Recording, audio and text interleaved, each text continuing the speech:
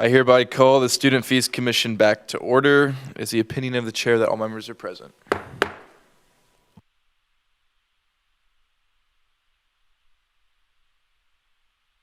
Advisor Fonseca, please call the entity. The next presentation is the HALA Scholarship for Community Service. They're located on tab K or page 170, and this is an EOF account.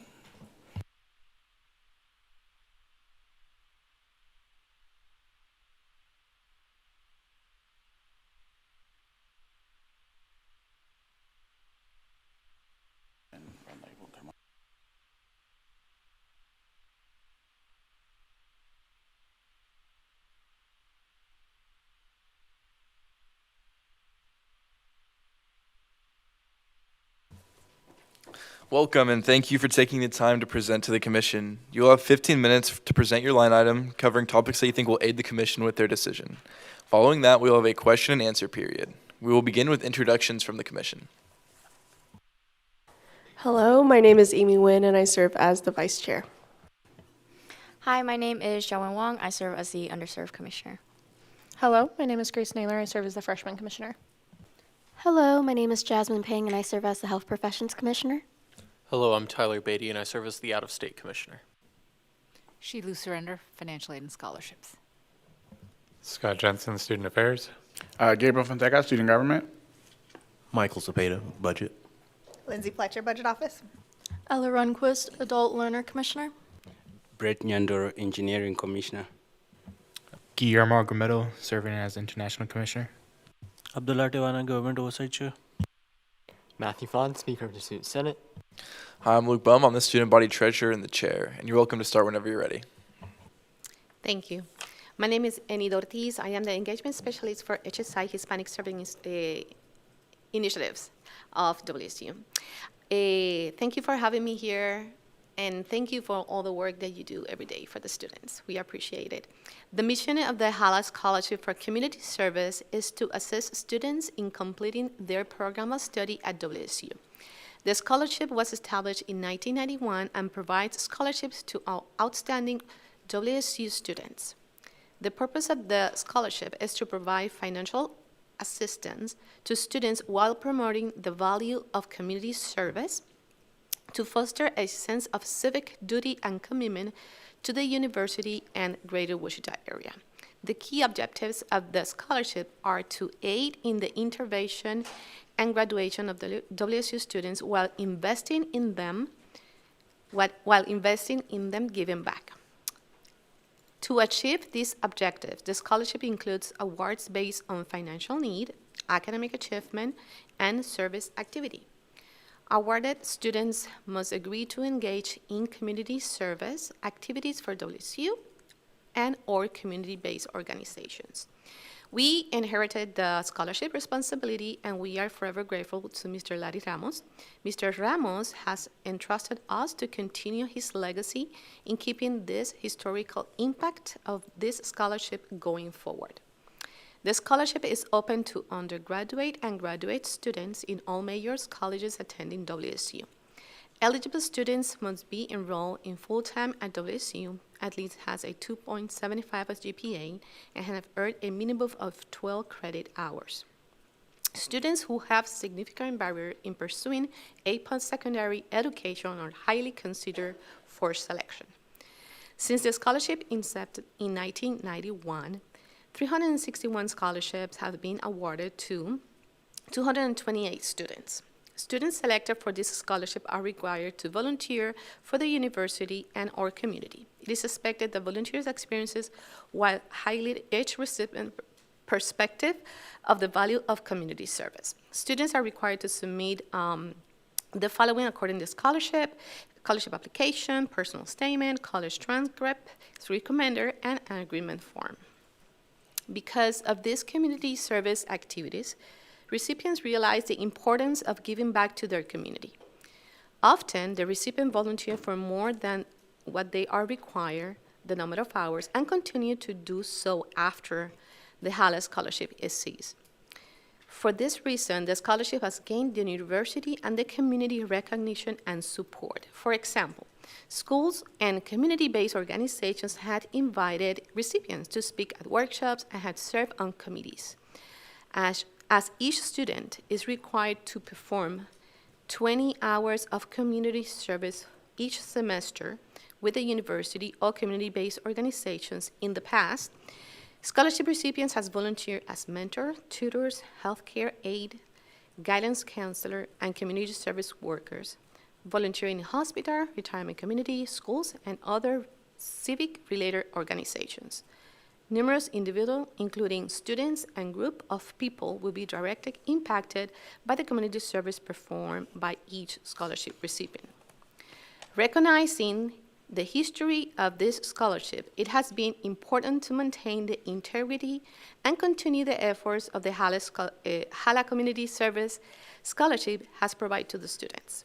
This award has become a go-to for students as an opportunity to provide financial assistance since 1991. Examine the needs of the students, addressing financial gaps and the historical aspect of HALA for WSU students. It was vital to keep the fundamental of how it has been implemented. The scholarship has been proved record of success. Approximately 90% of recipients have either graduated or are continuing their education at WSU. This outstanding record of success makes the scholarship a sound investment for the university. One of the recipients shared his experience. He said, receiving the HALA scholarship has been an amazing opportunity for me. It has helped me pay for school, which is very much appreciated, but it also given me many opportunities that I would not have pushed otherwise. Because of the HALA scholarship, I have found a love that will persist for the rest of my life. Meeting the people in the city I live in, helping them, and knowing that I have impacted someone's life for better, it makes me very happy. I'm not stopping anytime soon. Thank you for helping me find this love. All right, thank you so much for your presentation. I'll now open up the floor to any questions from commissioners. Commissioner Naylor. Hi, thank you for coming today. In question 5, your goals accomplished, you stated that 15 scholarships were allocated of $500 each this past fiscal year. However, in question 6, your goal for the upcoming year states that you want to increase the number of students from 10 to 15. You already met that goal of 15 last year. Can you explain a little bit more about this goal? Yes, so for the past year, we gave 10 scholarships. I don't know if it's a mistake. But we awarded 10 students this currently year that ends in May. So we want to increase, instead of 10, we would like to increase to 15. Commissioner Argumedo. Thank you for presenting today. Appreciate your time coming down. On going back to question 5. Question 5 says that 100% of the scholarships has been awarded, but question 4 says you still have $1,350 in reserves. I was just trying to figure out like discrepancies, like the numbers there. Well, for the reserve, we are required to leave some money in reserve for any, I think, emergency. So we asked for $15,000, but we already have reserved. That is our understanding. So the money that we are going to give to the students, which is utilized completely in the scholarship, will allow us to give the 15 students $500 each semester. So it's $15,000. I don't know if those money in reserve, we don't touch them for the scholarship. I had a quick question. I saw that you added a list of organizations where the students have volunteered and everything since around 1992. I did notice that there's quite a few fraternities and sororities on there. Myself being part of a fraternity, I understand that community service is already a required part of being within that organization and different things like that. So I was wondering if you guys have any things in place to kind of stop students from double dipping into those community service from, you know, what's required for them for other obligations, and as well as receiving the scholarship. Thank you. So if they are part of any organization and they already do community hours. We count those community hours as part of the 20 hours required each semester. So they don't have to do any additional hours. Commissioner Naylor. Hi, I'm kind of going to follow up on my previous question. So on question 5, where it's discussing about your goals from past year, last year you were allocated $15,000. You stated that you gave out 15 scholarships for $500, which does equal the total of 15,000. So if you would have given out 10 scholarships for $500, you would be 5,000 short. So can you explain a little bit more into that? So I think, if I'm mistaken, then this was answered incorrectly, because we thought we were looking at what we want to accomplish the next year. So we gave 10 scholarships, but they were more than $500 each. It was like, if I'm not mistaken, it was almost $1,300 for the year that we are right now. I don't have the number, but I can find the number for you. There were 10, and it was almost $1,300 for the scholarship. Speaker Fawn. Hi. On page 171, right before question 5, it mentions some aspects about the reserves, and stating that the reserve balance is serving to provide an award if in the process to provide scholarship fund, if it's needed before the planned disbursement date. So can you kind of explain to me like scenarios where you would have to allocate funding out of reserves for those scenarios? Nothing has happened until for now that we have had the scholarship. We just were, when we submitted the first year, we were just told that we needed to have the X amount of percentage in reserved, and that is what we have done. But I have not encountered any situation for now that we have to use that amount of money. I assume, like, if there's any urgency, but we haven't received the funds, then we can utilize that to help any student that has any emergency. That's what I have heard about before, but we have not encountered any situation that we have to have those, utilizing those funds. Commissioner Wong. I was just wondering if you knew why this scholarship was housed under the HSI office versus other offices? Well, we Dr. Mata inherited this scholarship the first 2 years that she was in the office. Our office has been in WSU for 4 years now. Dr. Larry Ramos he was the one who had it before us. We will love to keep this scholarship in our office and being able to help the students.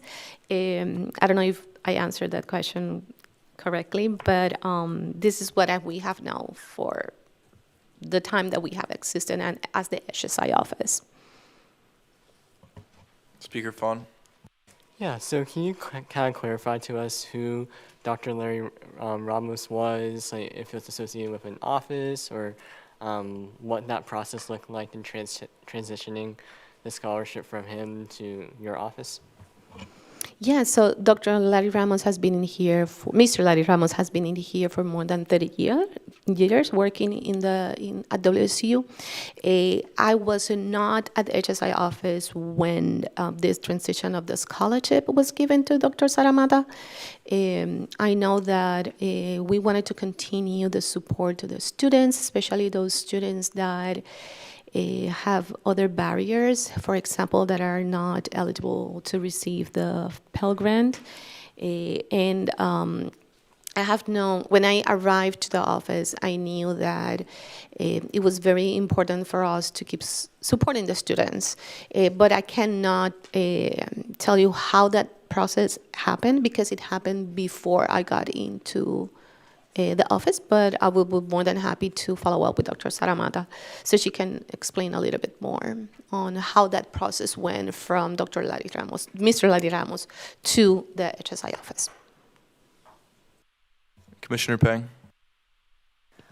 Hi, so as you have stated that each student is required to perform 20 hours of community service, and with Treasurer's bum a question about double dipping if you're part of another organization that requires that community service, how can you ensure these students are fulfilling those 20 hours? Thank you. So we have a form that records the hours, and the person who is in charge of that community service event or that organization will provide and confirm that the student has been attending and completed those hours. Those hours can be completed in one event setting, right, with one organization or many organizations. Then they provide those hours to us with the information, the contact information of the person in the organization, and also a telephone number or email, so we can collaborate that the hours were done in that specific organization or program. Any other questions from any commissioners? Speaker Fawn. Yeah, so as a follow-up to my question about the reserves and providing a scholarship fund, providing the scholarship fund out of the reserves if it's needed before the planned reimbursement date. Since the application is from January 31st to March 20th, would that in that scenario, would that be for people that already got approved through that system, through the application process, or is it for late applications? I'm just a little bit confused on how that process might work if you disperse it at an earlier date than expected. So the HALA scholarship is open right now, and it closed on the 20th of March, if I'm not mistaken. So once it closes, if we have to extend it, it will be determined at the moment. But the year that I have worked with it, we haven't had to extend it.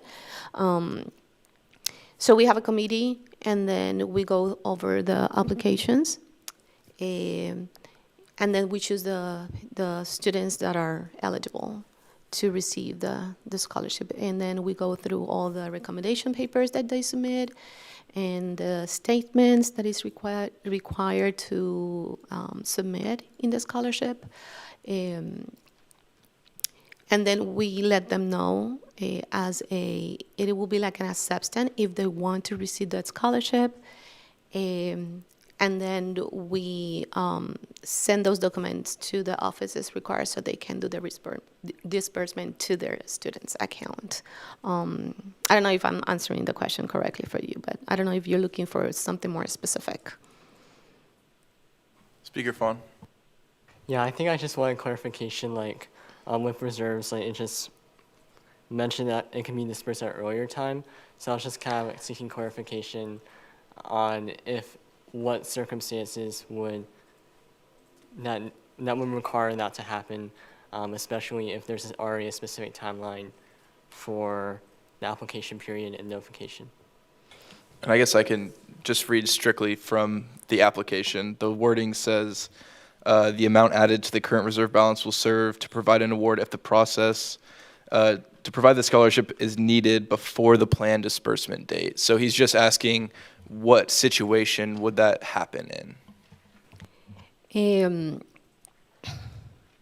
I will think that is if there's any need before it is decided who are the people who are getting the scholarship, or if there's any. I will say that we don't have any other expenses. All the money that is it's for the scholarship for the students, so we don't have any admin fees or any other. Everything is invested within the students. I imagine that if in the case that there's any other fee that we have to cover, then the reserves will be used. We out of those times that it's been given to the students. We don't, as of right now, we don't have any information or case that we have to use those reserved for, because all the money that we are being given, it's being given to the students. We don't have any other expenses related to the HALA scholarship. I can look a little bit more information around your question if it's needed, but I don't have any information as of any other situation that can be utilized those funds. This is a very technically wording that was already in there when we submitted the application from other years.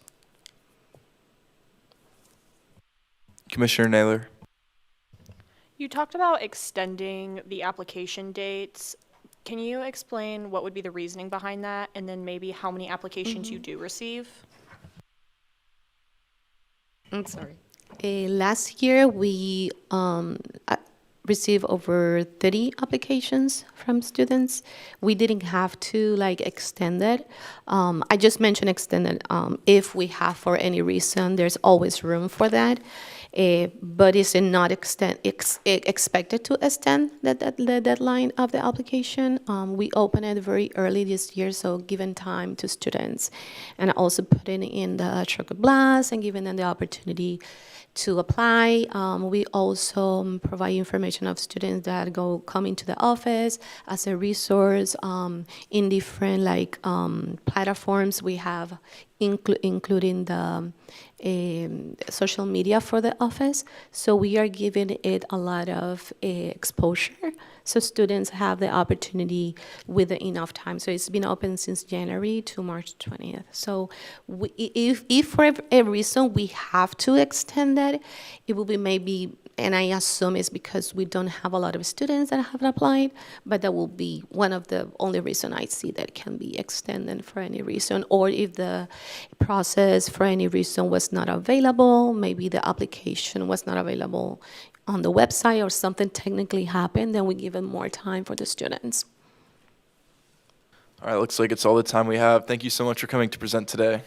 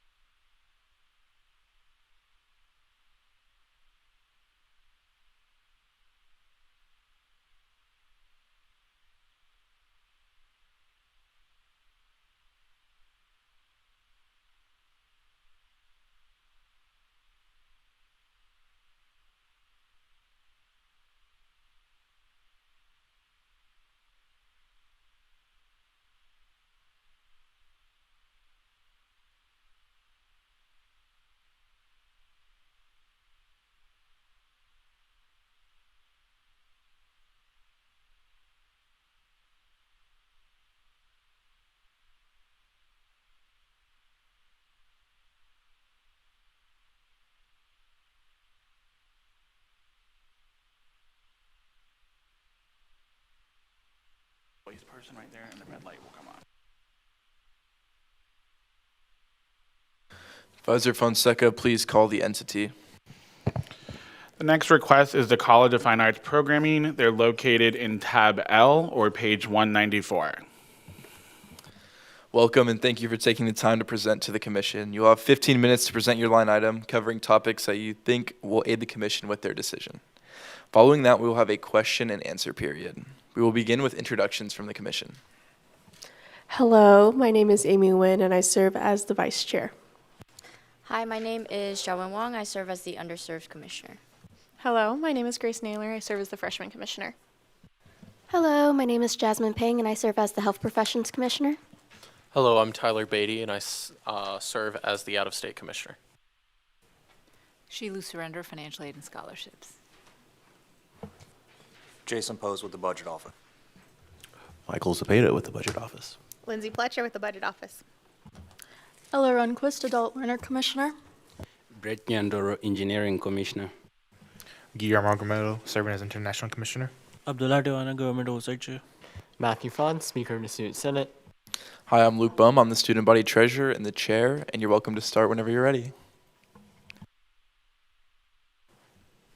Can you hear me okay? Excellent.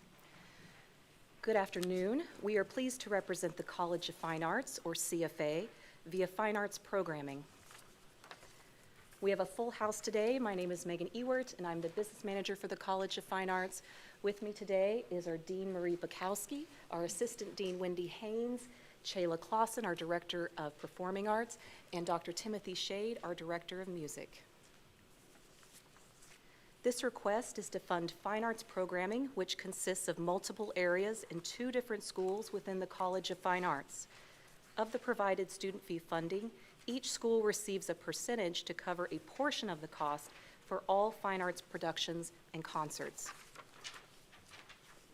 We are requesting $50,000 to assist in covering production expenses. This is a necessary portion of funding required to cover our yearly production budget. The budget for this year is $136,000. This amount reflects a planned $8,000 decrease from last year's budget. And I provided you with some handouts of the pie charts because these are a little funky for some reason on our presentation. Apologies for that. Fine arts programming is funded by multiple sources. Since ticket sale revenue cannot cover the entirety of related production expenses, it is important to have additional funding available from SGA. This year, a combination of SGA funding and ticket sales covers 66% of related expenses, while the remaining 34% is covered by school budgets of music and performing arts. Thank you. Total budget each year typically runs between $130,000 and $150,000. Each year, these schools cover any funding losses to maintain educational quality as well as the quality of events offered. Yes. FY26 offers several additional funding avenues. However, many of these have funding restrictions. These additional sources provide a variable amount of funding each year, and funding is not guaranteed. Most of this funding is limited to only guest artist expenses and/or musical theater offerings, a very limited scope of what expenses can be covered out of our production budget. It is important to point out this is the second year that State of Kansas Applied Learning Funds are available. Student workers are not covered out of SGA funding, rather by each school's own revenue and budgets. Currently, student workers are not included in this year's production budget, as the number of student workers and their hourly rate varies depending on available funding. State of Kansas Applied Learning Funds have allowed performing arts to pursue a much larger scale model of their usual student worker engagement, all with a higher hourly wage. I've included it here as student workers are key to the lighting of events, as well as the creation of costumes, sets, and props, but want to reiterate that SGA funds will not go toward the funding of student salaries.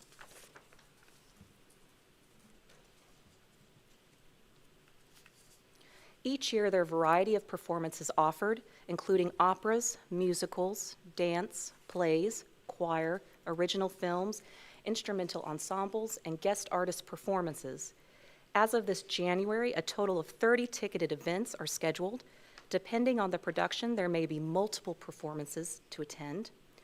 This number represents 8 fewer planned events than the previous fiscal year to assist with reining in budget against inflation. So how do students know about our events? Advertising includes on-campus TV signage, WSU Today, Shocker Blast, Stratcom, The Sunflower, online calendars, listservs, and weekly newsletters. Off-campus efforts include the Eagle, The Voice, The Shout, KMUW, Cake.com, and VisitWichita.com. And finally, we utilize social media via Facebook and Instagram.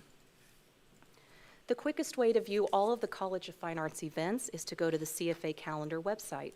This calendar is available to view online via this link or by using the above QR code.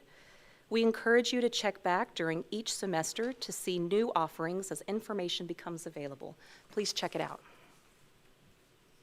We are very proud to offer WSU students a free ticket to every fine arts programming event, no exceptions. These free tickets typically account for 30% of all ticket sales every year. Feel free to use this QR code to go directly to the free ticket access page to reserve your free ticket for any show. If you have not yet participated in our events, please join us this year. And while we have a captive audience, as I like to do, I would love to let you know about our upcoming event featuring a famous Shocker grad. Julius Thomas III, the NAACP Theater Award-nominated star of Hamilton and Motown the Musical, is a proud WSU Shocker. A 2005 Performing Arts grad, Julius is a star in the world of theater and television, whose credits include 4 Broadway shows and 6 Broadway national tours, as well as appearances on Modern Family, Sesame Street, Odd Mom Out, the Capitol 4th Celebration, and more. And we are very pleased to announce Julius will be performing on campus this week, March 5th, as part of this year's College of Fine Arts Connoisseur Series. This one-night-only event will also feature a collaborative performance with our own music theater students. This is a must-see show for any lover of Broadway or musical theater. This is a very special event that costs $35 a ticket, free for WSU students.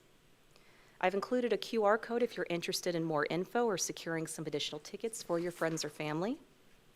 And for our jazz fans, this April, as part of the Wichita Jazz Festival, School of Music will be offering free student access to the WSU Jazz Invitational that will feature a headline concert with guest artist, trombonist Nick Finzer. Finzer is a rising star in the world of jazz and has toured the globe as a band leader, sharing the stage with some of the most respected names in jazz. So looking at some stats from our social media, one of our ongoing goals for fine arts programming is to continue increasing our social media engagement. We have 3 Instagram accounts that feature fine arts programming event information.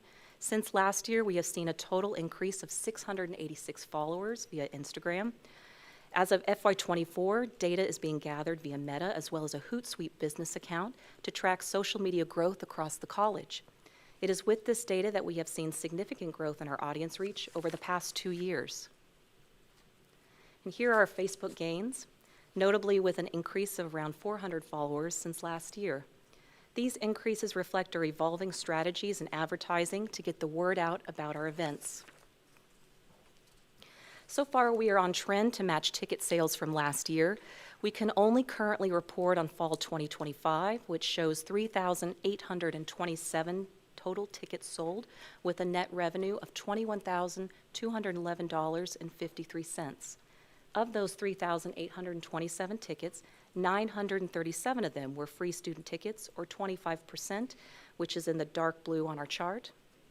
This equates to $7,199 of savings for WSU students. Based on box office reporting, free student tickets are currently saving WSU students between $18,000 and $25,000 every year. If you reference our submitted proposals starting on page 13, there is additional information with charts and number totals regarding ticket sales and earnings for the last 3 years. We have seen fewer overall ticket sales this year due to fewer numbers of shows being offered. However, we expect our free student ticket percentage of sales to rise with our combined efforts of increasing advertising and social media visibility, as well as community engagement through the development of a new ticket loyalty program. Due to rising production costs resulting from a combination of budget cuts and inflation, The College of Fine Arts will be raising ticket prices 12.5% from our existing pricing structure. This is our first increase since 2018. WSU students will not be affected as long as free student tickets are in effect. While an increase in ticket sales helps, it does not eliminate the need for SGA support. Ticket revenue is volatile, limited by pricing and attendance, and cannot reliably cover the full production costs, and productions carry substantial fixed costs. Even professional theaters typically find that ticket revenue must be supplemented by institutional funds, grants, donations, or activity and student fees. As production values and student learning opportunities increase, costs usually rise faster than what can be recovered at the box office. And we face a lot of unknowns: enrollment swings, competing events, economic conditions, weather, and frankly, some shows are just more popular than others. Due to the proposed increase in ticket sales, College of Fine Arts is currently developing a new loyalty program. This program will act as an incentive for our viewers to see more events by rewarding them with free tickets. We hope this will soften the impact of the increased ticket price and also reward our frequent flyers for their support. We are looking at starting this fall 2026, so please keep a lookout.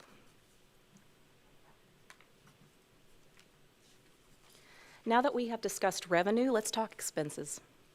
What type of expenses are involved in fine arts productions? Each of these categories are standard for our productions. Amounts vary each year, but higher-end costs are focused on royalties and licensing, but it really all depends on the production. The following is a breakdown of some actual numbers.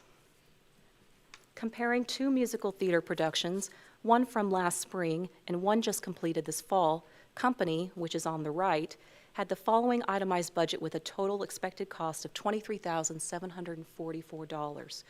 To put that into perspective, that amount is 21% of Performing Arts' entire year's production budget. And while the individual costs are not extravagant, they add up. Musical theater productions are recognized as the most expensive shows to put on. This is why there is only one musical theater production per year. You can see a pullback on costs between these two musicals, but each show still makes up roughly 21% of the budget. Looking closer at Company, this event distributed 126 free WSU student tickets, the highest for a single show this year. Despite this, the production still operated on a deficit of $22,000. So if a show is successful, but it is operating on a deficit, why do it? The number one reason: music and performing arts majors cannot graduate without required performance experience gained from these events. Although it is unlikely any show will break even or produce profit, it is important that a variety of events are performed every year that assist with these requirements. Accreditation in these programs also depend on comprehensive educational experiences and diversity of content. To make up for production deficits, music and performing arts cover a percentage of total funding every year out of their own budgets, whether additional funding is available or not. Each year, strategic choices regarding what types of performances and the number of performances are considered when determining budgets to help offset these losses. The College of Fine Arts has many successful alumni with exciting careers in their chosen fields, including from left to right: Broadway, feature films, music, including Grammy Awards, and television. We wanted to feature these notable alumni with some recent projects you may recognize to illustrate how relevant WSU is on a world stage. All of these alumni are previous students of our performing arts and music programs. There is no shortage of talent here at WSU. It is this legacy of inclusivity and excellence that makes us proud of the quality of not only WSU's fine arts education, but our productions. SGA support is helping launch successful careers and creating pathways for our students into a highly competitive but highly rewarding industry.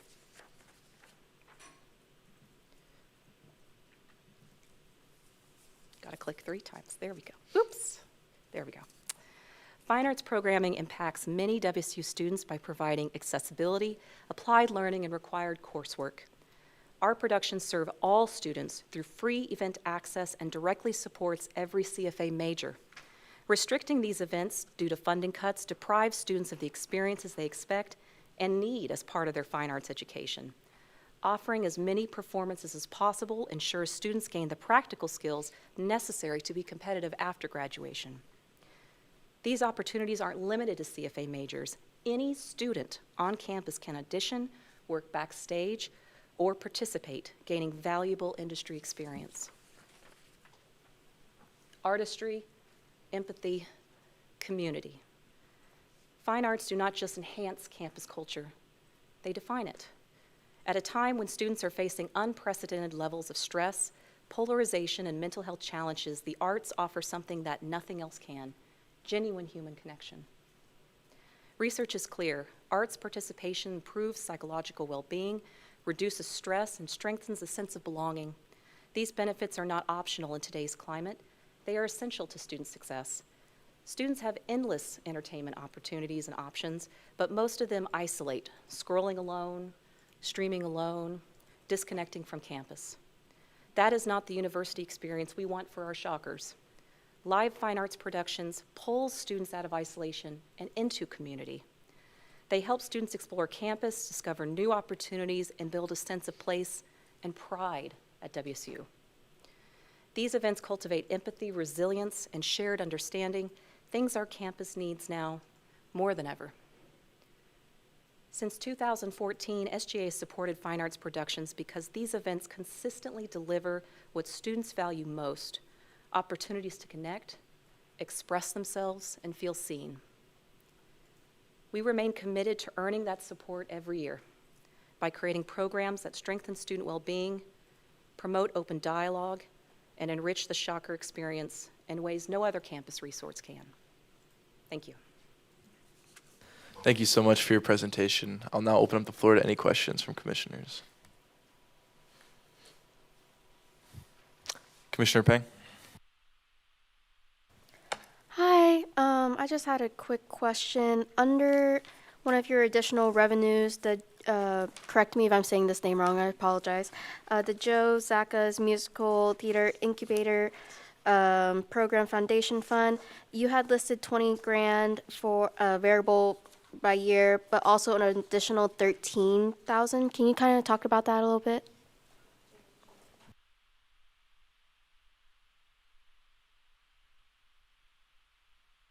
Thank you. Thank you. It's a special program we started about 4 years ago, and there's a fluctuation from there's a Joe Zachis Foundation just for new musicals, and the average is 20 to 30, but we had a carryover of 13,000, so we also try to be as conservative and responsible with that funding. So that's what the 13,000 was. Any other questions? So I just had a quick question. So I see from your pie chart that students made up around 25% of total tickets purchased in the fall. Do you see that percentage increasing or decreasing or staying the same for this spring semester here? We can't anticipate that yet. We're pulling box office numbers as they come in. They do that by category, so that's how we're tracking that. You can see from as of page 13, our last 3 years, how that kind of rolls around. Like I said, it is going to be slightly different because we're offering fewer events and sometimes fewer number of performances per event to help with budget and kind of work against inflation as it stands. But usually we're performing between 25 and 30%, and we really want to see that percentage grow.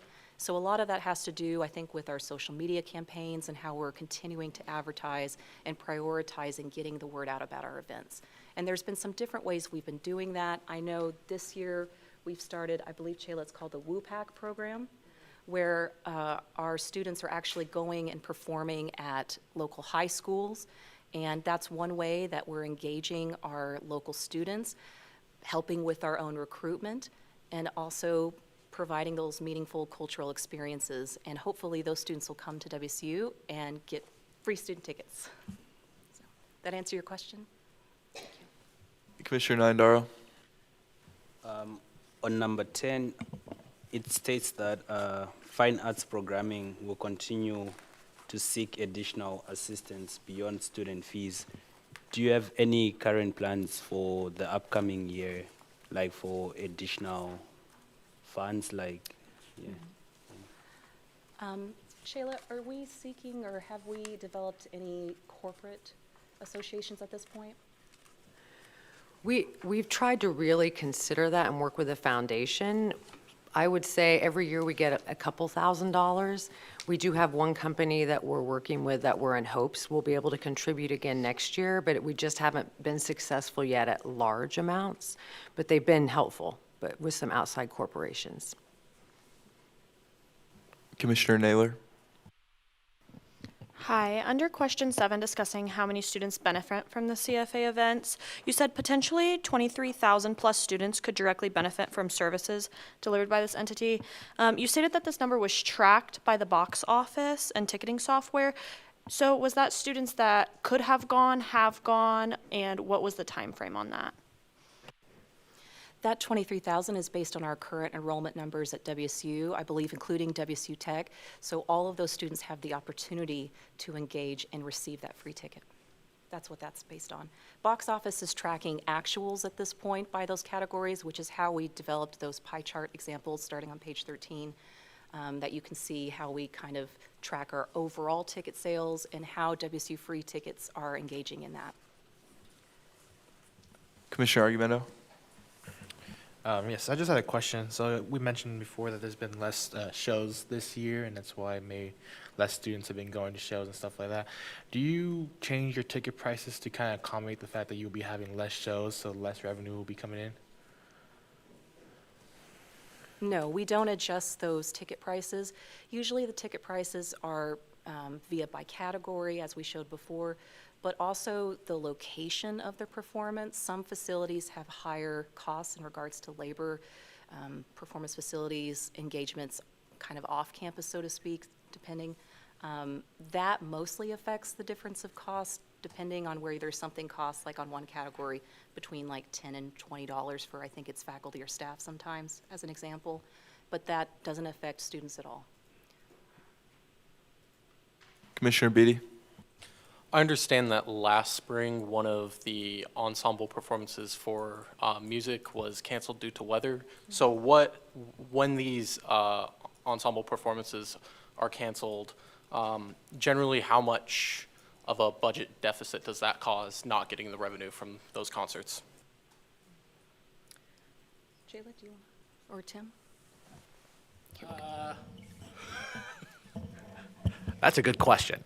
More than anything, it's probably just a loss of the student experience because we're running a deficit on all of our concerts.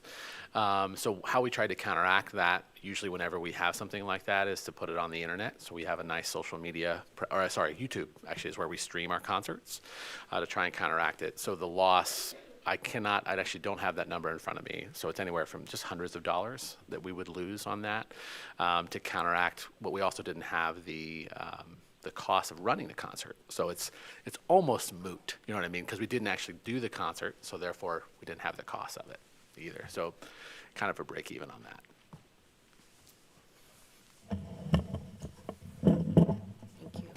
Commissioner Argumento. How much time in advance are these events scheduled? Like, is it per semester? Do you know, like, a year in advance, or how does that go? I know it's different between performing arts and music. You can see Director Clausen and I ready to pounce. So music, we're a little more delinquent. We do about a year in advance. We're about a year in advance, usually at the latest in July is where we try and get our calendars set up because of so many different types of events. So in the School of Music, we have student recitals in addition to all the various ensembles. Director Clausen. Yeah, we're about a year and a half out with our plans, but part of that is we have a lot more cost with scenery, costumes. So I think the budget planning cycle for us, we try to do at least a year and a half out. For example, we already sent our students last week what we're doing next year because they have to enroll in the appropriate courses to get credit for the work that they do related to all the productions. So that's about where we try to work. For any of our concerts that engage guest artists, which are really important for both of our programs, we do those as early as we can so that our promotion is out there, which is really big for students to have the ability to engage. So those are always done earlier.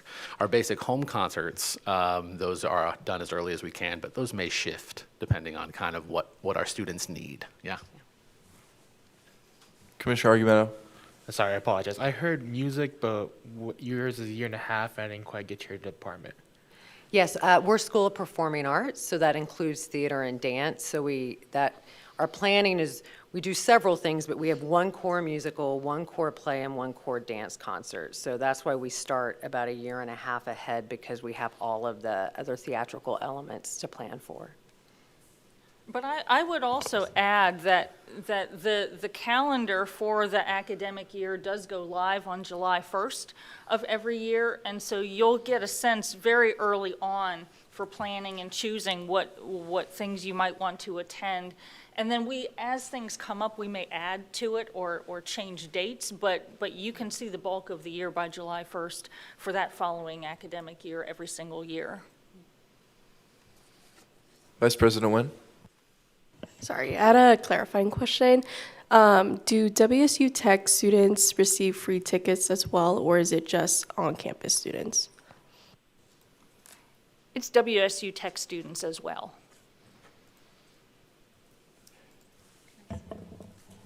Commissioner Nyandaro. Following up on that, just real quick, I know there is something called, I believe they call it Shocker Experience. It's, I think, around $750 either a year or semester. We reference that in the proposal. I believe WSU Tech has to pay that, and we are under that umbrella of Shocker Experience. So please keep that in mind. Advisor Fonseca. Yeah, and that's a great point to bring up. So thank you, Vice President Nguyen, for mentioning that. Yes, for students out of tech who pay the Shocker Experience fee, they receive every privilege that every other student on campus who pays that fee gets, including athletic events, including using the YMCA, utilizing free tickets. So everything that is adopted through this process does carry over into the Shocker Experience fee, which is the tier 1 amount of what tier 1 students pay, and gives them access to every single thing that a student here at Wichita State would have if they pay that program. Keeping in mind there's only roughly about, I think 80, a little less than that, who are currently active in the Shocker Experience program. So we're not talking about substantial numbers of tech students who are enrolled in that program. Commissioner Nyandaro. You mentioned that some of the events that you host operate at a deficit. Have you tried ways of reducing that deficit other than increasing the ticket fees? Yes. We reported that this year our production budget between music and spa is $136,000. As we mentioned earlier, $130,000 and $150,000 is kind of the bracket of where our budget typically lives. Sometimes because of inflation it goes over that. So our goal is to kind of reduce every year. And so we had an $8,000 planned reduction this year. And so that can really only be achieved because of things like inflation and tariffs, unfortunately, through a reduction of not performances, but events. So we're taking away a play, we're taking away a dance concert, that type of thing. Because if we have the one musical theater offering, for instance, we can just do more performances of that one thing since the cost is kind of built in beyond our performance facility costs, the labor cost engaged with that. But the big cost is putting on the actual full event. And so that's where they have to pull back and make strategic decisions about, all right, this show but not this show. I think before we stepped in today, Chayla had mentioned to me that, can I say? Okay. They're going to do cabaret next year.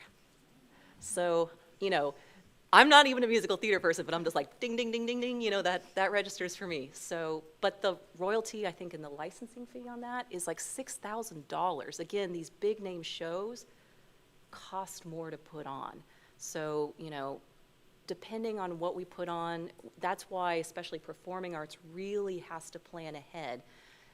part of that budget period at going into fiscal year, they're really itemizing down and trying to get as close as possible in anticipation of cost, because as we know, things kind of creep up throughout the year, and we can't really control that. So we control ahead of time and then kind of accommodate for that loss through other funding as we can. Any other questions for any commissioners? Commissioner Argumento.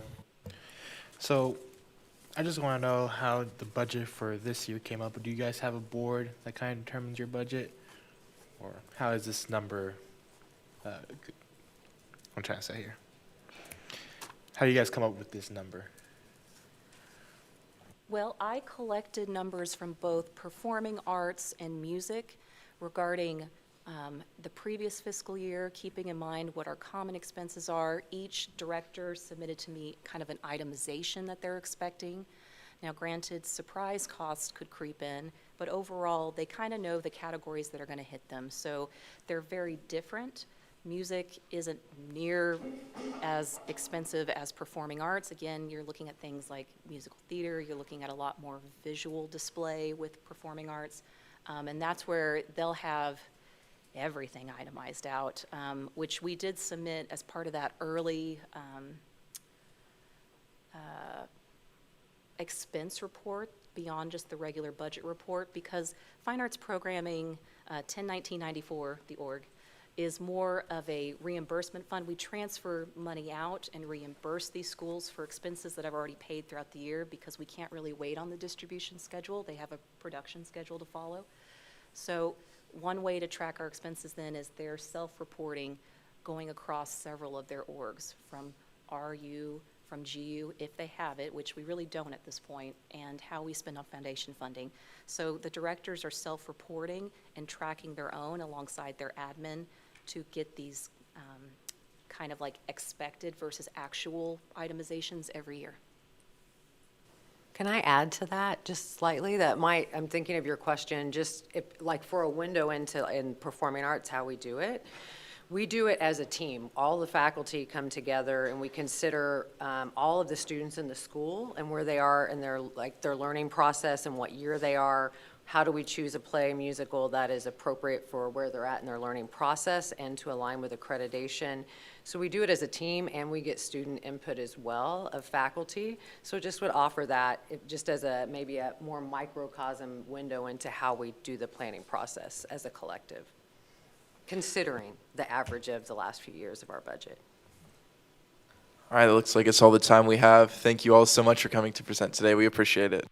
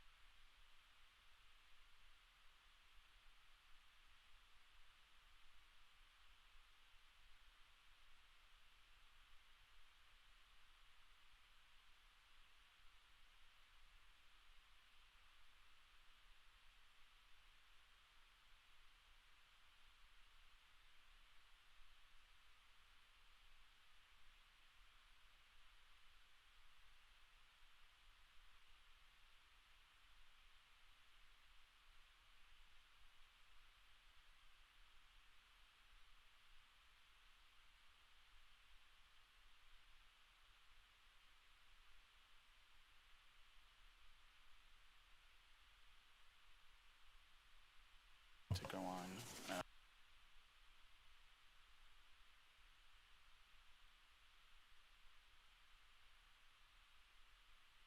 Advisor Fonseca, please call the entity. The next request is Student Health Services, located on tab M or page 211. Welcome, and thank you for taking the time to present to the commission. You'll have 15 minutes to present your line item covering topics that you think will aid the commission with their decision. Following that, we will have a question and answer period. We'll begin with introductions from the commission. Hello, my name is Amy Nguyen, and I serve as the vice chair. Hi, my name is Jiawen Wang. I serve as the underserved commissioner. Hello, my name is Grace Naylor. I serve as freshman commissioner. Hello, my name is Jasmine Ping, and I serve as the Health Professions Commissioner. Hello, I'm Tyler Beatty, and I serve as the out-of-state commissioner. Shilu Surrender, Financial Aid and Scholarships. Scott Jensen, Student Affairs. Jason Post with the Budget Office. Michael Cepeda, Budget. Lindsay Pletcher, Budget Office. Ella Ronquist, Adult Learner Commissioner. Brett Nyandoro, Engineering Commissioner. Guillermo Gomedo, International Commissioner. Abdullah Tiwana, Government Oversight Chair. Matthew Fon, Speaker of the Student Senate. I'm Luke Bum. I'm the student body treasurer and the chair, and you're welcome to begin whenever you're ready. All right, thank you. Good afternoon, everybody. My name is Heather Stafford. I serve as the Director of Student Health Services within the Division of Student Affairs Wellness Units. Student Health supports student success at WSU by providing affordable and convenient comprehensive medical care and applied learning healthcare experiences, strengthening student well-being and academic success. I have our mission listed there on the document that I gave you. I wanted to thank you all for years of Student Government Association support that contributes to our dynamic health and wellness program. Students are our priority and where we use 100% of your student fee allocations. What once began as a physician, all by themselves, providing exams and healthcare to athletes and housing students in 1926, has progressed into a comprehensive and collaborative healthcare clinic that provides hundreds of professional medical services. I'm extremely proud of our student health clinic. I'm proud of our students that come in and see us as patients and the students that come in and act as employees. We will celebrate our 100th year anniversary this October in fall 2026. Student Health Services is requesting a student fee allocation of $1,166,462, which will include an increase of $50,000 that will help replenish budget cuts from tuition shortfalls, reduced international student enrollment, and increases in medical supplies, medications, salaries, and other OOE costs. The document that I gave you all today has the two main things I think you want to hear from me today. One is the impact that we have on students, and one is, well, you had a negative 150,000 carry forward, and how did you fix that, or what are you doing to fix that? So that is what I'm going to talk about today, but first I'm going to brag about us. I would like to concentrate on the front page because I think our actions speak louder than words. We served 8,881 students last year in FY 2025. This all can be found on our annual report on our website as well. And we had 4,711 unique students, which was a goal of ours to increase unique students, and we increased it by 842. We also support the business operations within Student Wellness Center, which is the entire check-in process that happened in the reception area, plus checkout, making appointments, scheduling appointments, medical records, all of the above. And so the business operations department not only sees 8,881 students last year, but 6,305 CAP students. So when a student walks in the door, it's not just one person. They're seeing, a combination of about 4 to 5 different people. So it takes a team to take care of our students. 35,000 online secure messages, and you'd be amazed at the things that we can do within our MyStalker Health portal. And one of that is that communication with students, that private one-on-one care that students really like, deserve, and they use it regularly to communicate with us. It could be anything from refilling medications to actually providing health care through that portal, which is what we do during inclement weather days, is we do provide health care through there as well. A lot of medications are dispensed to students. We had 2,000 that we dispensed from our in-house pharmacy, 5,000 prescriptions given to students. Our Wellness to Go vending machine in the first year, we sold about $3,000 worth of items because half of them were free, and 544 purchases. We do radiology on site, x-rays and ultrasounds. We do in-house laboratory tests that we collect and result, some in-house rapid testing and some we send out. 335 students participated in our free P for Pizza clinics, if you've ever heard of those, the free STI tests that we do. We test for 5 different sexually transmitted illnesses, and that comes from our community partnership with Positive Directions, Inc. here in Wichita. 241 specialty appointments. A lot of people do not know that we have physical therapy, chiropractor, dietitian, athletic training services. And then 53 social service appointments with our assistant director, Kimberly Vermillion. She works with students to help them reduce their medical expenses if they were hospitalized, if they had a major surgery. She'll sit down with them with their bills. She works with the facilities, and she brings those costs down as low as possible. And then she finds resources for them to help pay for the remaining amount of those costs. It could be, coming to SGA and looking for a scholarship from SGA to cover it, or from international education, or for some of the other means we have to help with those different medical expenses. Last year, Kim helped save students $31,000 in medical bills, and that's huge for a student who doesn't have any money. And then we implemented a new system through our health equity program to make sure that students could afford our services. So regardless of the healthcare visit, we file insurance and we do all that first, but no student has to pay more than $25 for a regular office visit. That doesn't include physicals. And that program has saved students $65,000. So we're doing what we can to help meet the needs of our department, operation costs, but also making sure that students don't have to pay for that. Mental health support is huge on our campus, and we have doubled our efforts by making sure that we have increased our capacity for those appointments with a higher FTE psychiatric mental health nurse practitioner specialist. She sees the most complicated situations that students are in. She sees our schizophrenia students, bipolar, OCD, and those that have more complicated but multiple diagnoses. We have screened 4,343 students for mental health screens, and 1,130 of those are just at primary care appointments. We did a quality improvement project last year, making sure that students are always screened in regular primary care appointments so that we can identify anybody who's in a high-risk situation. And with that, we were able to refer those who scored high and referred them to either counseling or for our medication management services. We had a 52% increase in those appointments from 2020 to 2025, and we still only have a 24-hour wait time. We have a 150% increase in ADHD medication intakes. That wait time can be a little bit longer just because we have them see our psychiatric mental health nurse practitioner, but they can have their evaluation visit and walk out with a prescription that day. We have a lot of students who engage in our programs, and this is not just tabling. Over 4,000 students that are non-tabling presentations, programs, attending P for Pizza, things like that. So we probably engage with over 10 to 11,000 students a year. We had 23,000 views on social media, 1,200 views on our My Shocker Health newsletter, so we try and engage in a lot of health promotion activities. The part that I'm most proud of is our applied learning. We have students who, what we call, earn to learn, and we have anywhere from 10 to 13 students a year. Last year, those students made over $96,000.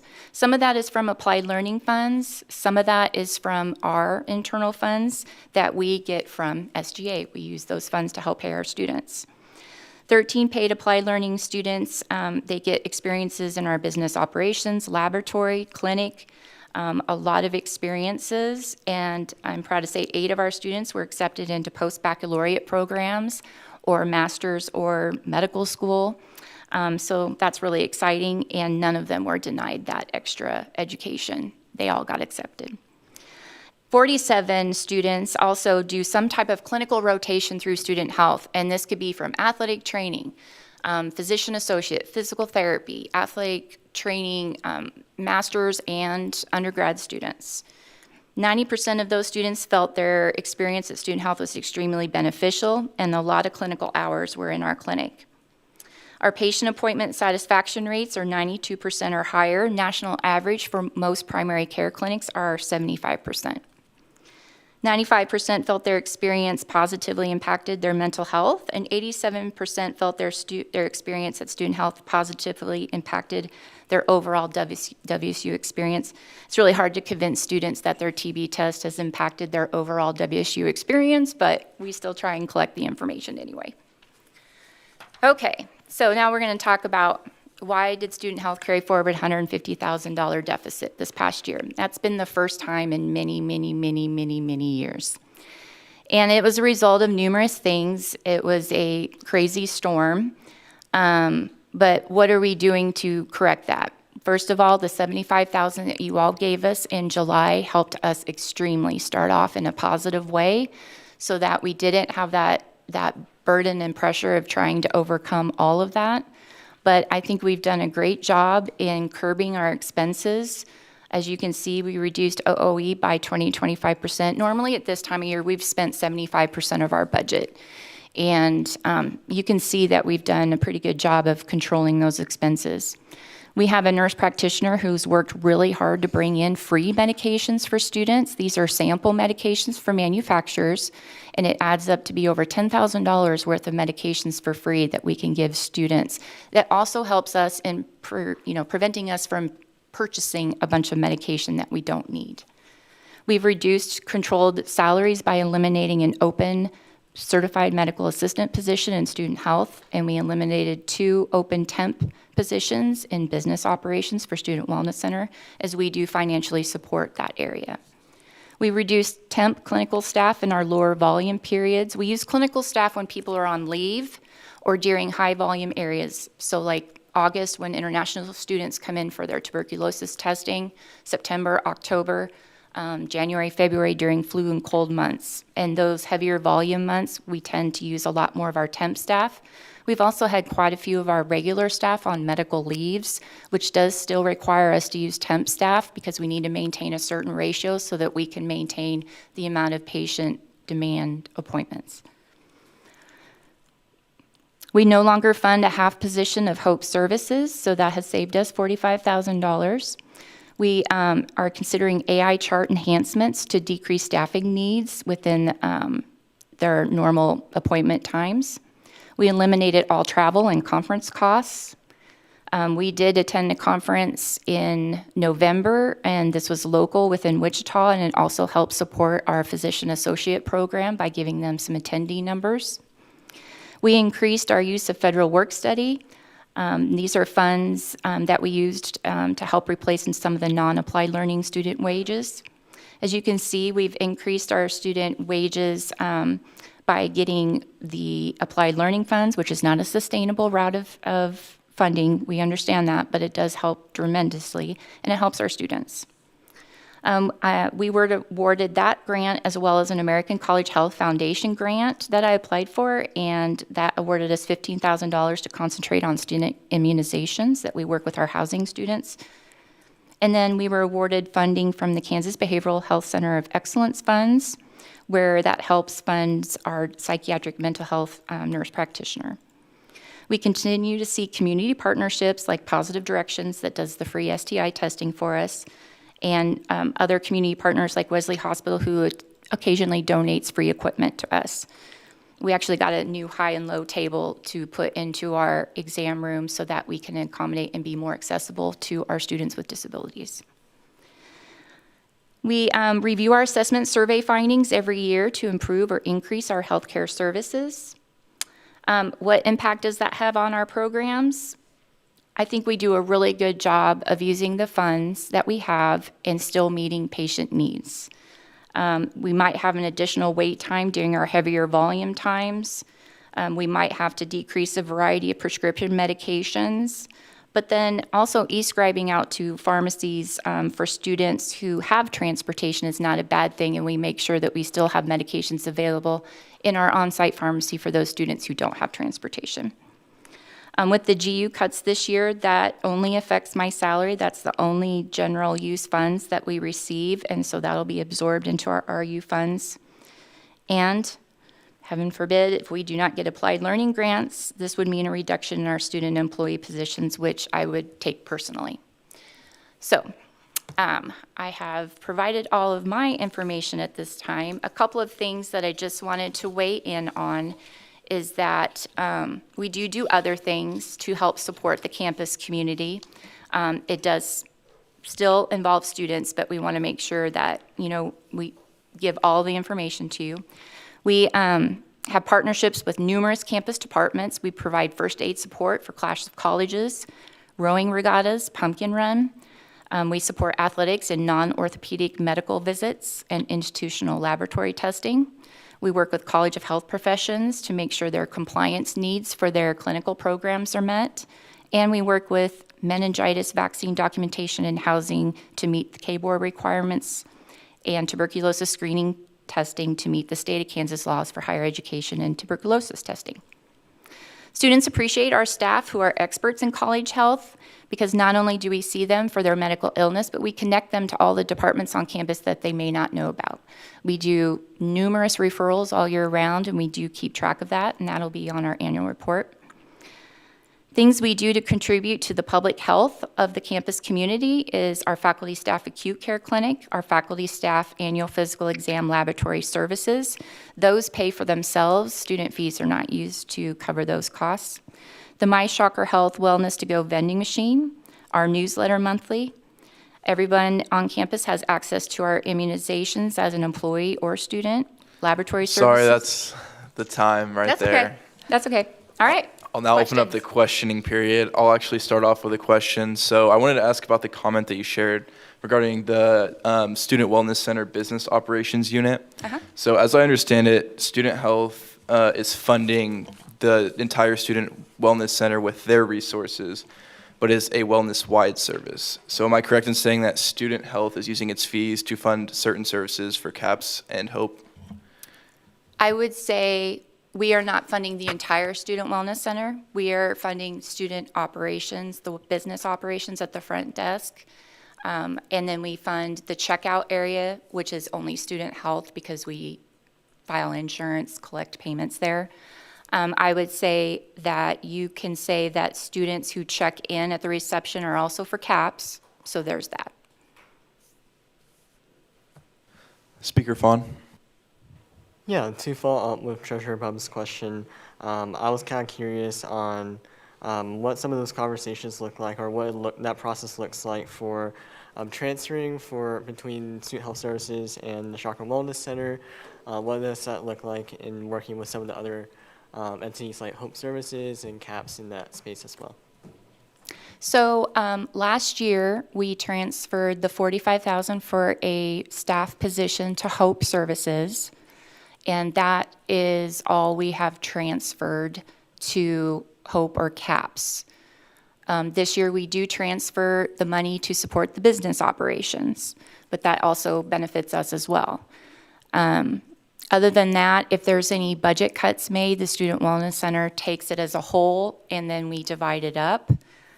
So it may or may not be a budget cut directly for student health, but we still help contribute to some of those budget cuts. Then I had another question regarding some of your revenue sources. So I kind of wanted to ask specifics on 3 separate items. So could you explain what the miscellaneous income is? Miscellaneous income is never the same. It could be a culmination of different things. That is where our vending machine income comes in as well, in a different fund. It could also be when other departments buy medications from us. So dental hygiene, AEGD, they buy their medications for their clinics from us, and then they reimburse us into that account. It could be also when athletics reimburses us for the charges that they incur when their patients come to us as well. And also we do, just this year, started receiving a preceptor stipend from Physician Associate Program. And that's $1,000 this semester, and that is also deposited in miscellaneous income. It's different every year. Different departments buy AEDs from us, and then they'll reimburse us. We still pay for it, so it's kind of a reimbursement fund, you might say. And then the second one I wanted to ask about was the transfer from other funds in the revenue section. Where were those funds coming from? Yes. Lindsay, I might ask your help with some of this. I've kind of messed around with our budget a little bit to show where the student fees are coming in and what's getting transferred out. And so we put all the student fees into one fund, and then we transfer either to student health services for our salaries and benefits, or we transfer to business operations for their salaries and benefits and OOE of office supplies of like $500. And that's those transfers.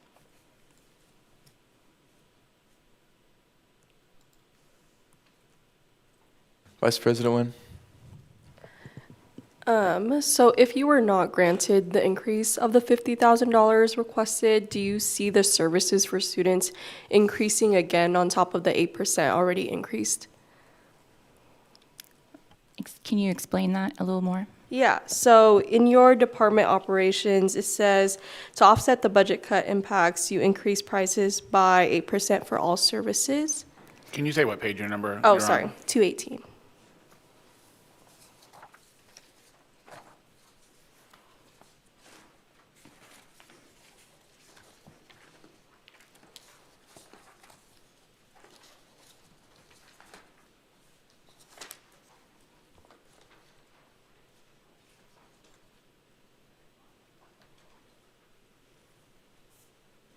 Right here. I think what I meant by that, that was actually from 2025, how we would have to address an 8 or 10% cut. And what we had to do this year was decrease our temp staff. We did not raise prices on any of our services except for the higher dollar labs and medications. And when we do that, then we turn around and do, like, for our laboratory services, we don't make students pay anything over $75. So if they incur a bunch of labs that's over $100, they're only responsible for $75. So we do different things for high dollar stuff that helps kind of even that out. Is that kind of what you're asking me? Okay. I had a question regarding the total numbers for your FY27 requests. So for total revenue, including the student fees requests, it's around $1.8 million. Your total expenditures are around $1.6 million. So that leaves a discrepancy of around $170 in the positive for you. So could you explain a little bit about what that is? I think, Lindsay, I might ask your help on this. Can you repeat your question?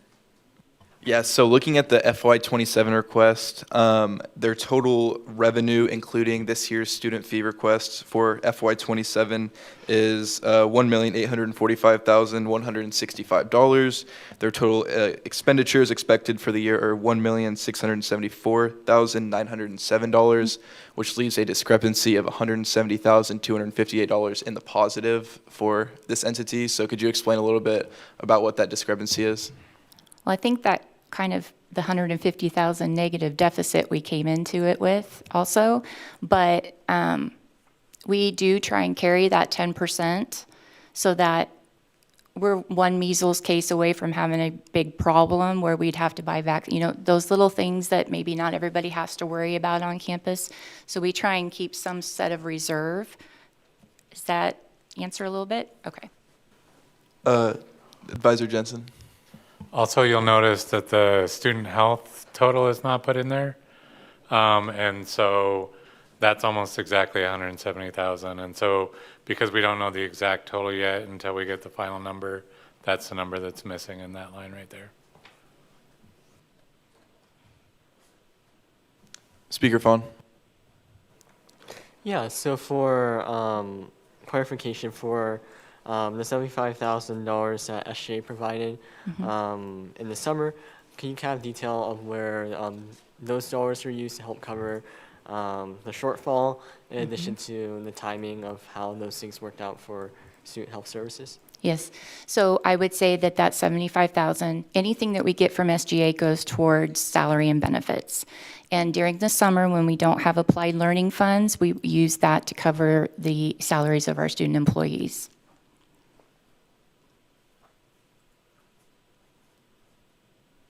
Any other questions?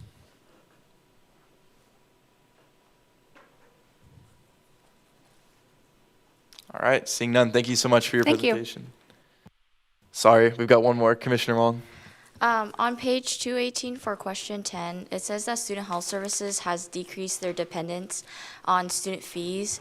However, you're still kind of requesting an increase of 50,000. Could you clarify how you've decreased your dependence on student fees when you're requesting an increase? So in years past, we were well above 65, 70% of student fees that supported our program. We're down to 49%. So we're asking for the increase to help us with the deficit that we were in, as well as the 75 that you already gave us, and to also help us as we move forward, because we are going to experience heavily the international student enrollment decline. That's a big part of our patient load, because they have the United Healthcare Student Resources Insurance that they're required to take. We're their primary care providers. They come to us for all of their medical needs. And so that is something that we would experience. Medical supplies, medications, everything is going up 12 to 15%. This is going to try and hopefully help us cover some of these increase in costs. Then, because you brought up the topic of the health insurance and everything, if a student doesn't have the health insurance provided through the university, does coming to your entity on campus, is that cheaper than going to a different type of care in the city? Yes. So if you went to a primary care or an urgent care, your out-of-pocket expense, if you don't have health insurance, is going to cost you anywhere from an $85 office visit to $150, depending on what you're doing. And our office visits for just a cold cough is $50 to $60, but if you don't have health insurance, we reduce it to $25. That doesn't cover the cost of like a strep test or medication, but a $25 office visit is a pretty good discount. And then let's say a student did have, maybe still on their parents' health insurance or something. Would it be similar cost if they were to go to their primary care, or would it still be cheaper to go to your entity? It'd probably still be cheaper to come to us, because their primary care office isn't going to have the medications, the labs, the x-rays. We'd save them gas having to drive off campus. They can buy a bottle of Allegra from us for like $2.50. I mean, everything is discounted. That's why we're able to discount everything, because the student fees come in and pay the higher dollar salary and benefits, and so our OOEs are kept down. Good questions. Commissioner Wong? Would you say that the student fees then is helping to cover some of the deficit caused by a lower GU budget? Yes. Is that fair to say? I mean, my portion of the GU cuts is only $7,500. We could probably cover that with our charges for treatment easily. Any final questions? All right, seeing none, thank you so much for your time. We appreciate it.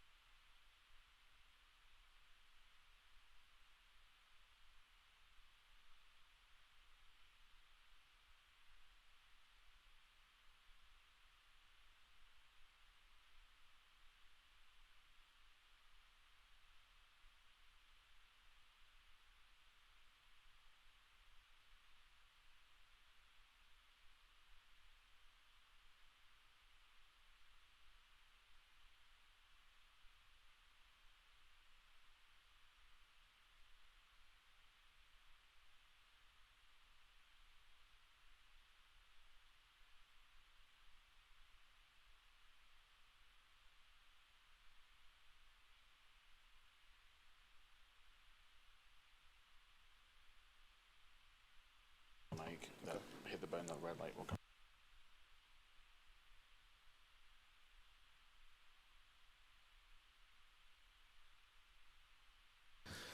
Advisor Fonseca, please call the entity.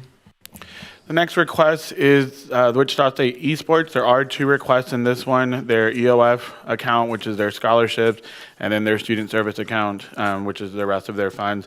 They're located on tab N or page 225. Welcome, and thank you for taking the time to present to the commission. You'll have 15 minutes to present your line item covering topics you think will aid the commission with their decision. Following that, we will have a question and answer period, and we will begin with introductions from the commission. Hello, my name is Amy Nguyen, and I serve as the Student Body Vice President and also the Vice Chair. Hi, my name is Jiawen Wang. I serve as the Underserved Commissioner. Hi, my name is Grace Naylor. I serve as Freshman Commissioner. Hello, my name is Jasmine Pang, and I serve as the Health Professions Commissioner. Hello, I'm Tyler Beatty, and I serve as the Out-of-State Commissioner. Sheila Surrender, Financial Aid and Scholarships. Scott Jensen, Student Affairs. Gabriel Fonseca, Student Government. Michael Cepeda, Budget. Lindsay Pletcher, Budget Office. I'm Ella Runquist, and I serve as the Adult Learner Commissioner. Brett Nyandoro, Engineering Commissioner. Guillermo Gomero, International Commissioner. Abdullah Tawana, Government Oversight Chair. Matthew Fawn, Speaker of the Student Senate. And I'm Luke Bum. I'm the Student Body Treasurer and the Chair. And you may start whenever you're ready. Well, thank you everybody for giving us this opportunity to talk about our program and our funding request. Just a little bit about our presentation. We're going to be talking about our program. We're going to introduce ourselves. We're going to talk about the impact our programs had on not only the school, but the surrounding area in this last year, the effects of fiscal year 25, and our goals for the upcoming fiscal year. Just some quick introductions. My name is Joe Mazzara. I'm the Director of ESports here. I've been the Director of ESports for almost 2 years now. And previous to that, I was the Assistant Director of ESports for about 5 years. And I'm Mackenzie Kessler. I'm the Program Manager for ESports. I started working for the program last fall. I'm really happy to be here. So what is our program? So we've been a program in a varsity capacity since 2019. Previous to that, we had an esports club on campus that still exists today that was founded in 2017. We participate in international or intercollegiate and national competitions on 10 teams across 7 games. We are the center of competitive esports in Kansas and the most nationally recognized program in the state. And we focus very heavily on recruiting, retention, and persistence. Our mission is that we strive to become a pillar of the collegiate esports industry, cultivating student growth through competition and dynamic applied learning opportunities and pushing the boundaries of collegiate esports. We have a very team-based structure. They have opportunities to not only compete with our program, but participate in social opportunities in the industry and build relationships with professional teams and professional entities in our space. We have scheduled practices that our teams participate in almost every day. They're competing from anywhere from 2 to 5 times a week. There's scholarship opportunities for recruits to our program. They also have the opportunity to work with coaches and have academic mentorship in our program. Our program is open to the entire campus, so any student in any given degree field can participate in our program. And we also cater to the wider student audience with open events, social events, and other things that we do on campus to recruit folks. So a little bit of a breakdown of our player demographics. Right now we have 58 student athletes in our program, and that number's only growing up. We have 9 student volunteer staff. We have 6 graduate students and 11 adult learners in our program, which is something that's really unique, I think, about our program. And you can see the breakdown of where those students are coming from across the university to our program. The bulk of our students are engineering right now, but business is very steadily growing. But we have representation from all of the colleges on campus. About 67% of our students are in-state, and 33% of those are out-of-state. A little bit about our competitive success, because this definitely deserves bragging about, because this is the students' work. This is the fruits of their labor. We've won 9 conference championships since 2022. Our national rankings, you can see in the bottom right, we have a top 7 Call of Duty team in the country. We have a top 20 college Smash Bros team in the country, a top 30 Rocket League team in the country, and they just qualified for the most premier Rocket League competition in collegiate, called Collegiate CRL, made up of the top 16 teams in the country. We have a top 50 Overwatch team and a top 50 Collegiate Valorant team. Since 2024, we've been able to go to 14 competitions around the country, and we've won 10 of them. And last year, we won about 67% of our matches, which is actually down from the previous year because our teams qualified into the highest tiers of competition. This is a little bit of a map of the states that our students have been able to travel to for competition. One of the really fun things about our program is often when we travel for students, it's their first time being on a plane, first time seeing the ocean, and that's an opportunity that's afforded to them through their hard work and qualifying for those competitions. Across the industry, our program is very nationally recognized as a leader in our space. Myself, I serve on the board of directors and in the executive branch of NACE, which is the National Association of Collegiate Esports. We work on eligibility, compliance, governance, bylaws, and the constitution of that entity. We are also heavily involved in voice, as is President Muma, and serve on the President's Advisories Council to help push the industry forward in terms of compliance, governance, advising esports entities from professional to collegiate, as well as working with the Olympics Committee on their USA esports objectives. This is a breakdown of the student revenue generated by our program. We're a little bit over $555,000 in tuition fees and student support services. Students in our program brought in $411,444 in tuition revenue. $35,000 of that went to mandatory fees, and $97,000 went to student support services fees revenue. Since 2022, when we started awarding scholarships, we've awarded $160,000 in scholarship. Student-centeredness is a huge part of our program, and these are some of the things that we've done to that end.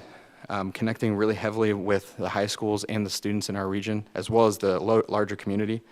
We host Dare Capital and Kansas KO on our campus, which are two very large regional tournaments.